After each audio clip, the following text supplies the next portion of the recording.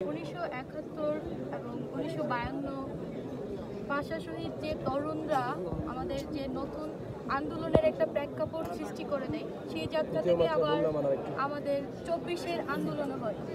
এই যে বারবার আন্দোলনের যে বীরগুলো আমাদের দেশের জন্য প্রাণ দিয়েছে, যে বীরগুলো নিজ দ্বিধায় বুক ফুলিয়ে মাঠে প্রাণ দিয়েছে, তাদেরকে আমরা জানাই বিনম্র শ্রদ্ধা। সেই সাথে তার পরিবারের প্রতি জানাই সমবেদনা। সেই সাথে আজকে আমরা আগে স্কুলের পক্ষ থেকে দিতাম, এর আগে আমরা 16 ডিসেম্বরেও দিয়েছি। হয়তো আজকে আমরা যারা মিছিলে ছিলাম সবাই শহীদও হতে পারতাম।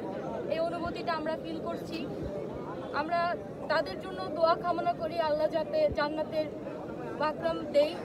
সেই সাথে আমাদের বৈষম্যবিরোধী ছাত্র আন্দোলনের পক্ষ থেকে আবারও শহীদদের প্রতি এবং পরিবারের প্রতি গভীর সমবেদনা জানাচ্ছি। ফেসিস্ট মুক্ত পরিবেশে, ফেসিস্ট মুক্ত একটা আবহাওয়ায় আমরা এই যে আজকে ভাষা শহীদদেরকে আমরা স্মরণ করছি, এটা অবশ্যই অত্যন্ত গর্বের, অত্যন্ত আনন্দ।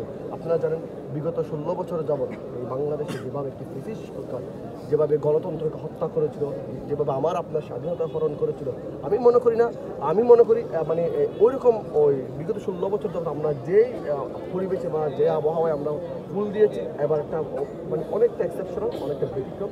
আমরা যেহেতু ফেসিস্ট মুক্ত একটা পরিবেশে তাদেরকে আমরা বিতাড়িত করে জুলাই আগস্ট তাদেরকে বিতাড়িত করেছি। তো আমি আজকে এই মহান ভাষা শহীদদের প্রতি স্মরণ করতে আমি একটু কথা বলতে চাই, যাদের আত্মত্যাগের বিনিময়ে আমরা রাষ্ট্রভাষাকে বাংলা হিসেবে পেয়েছি।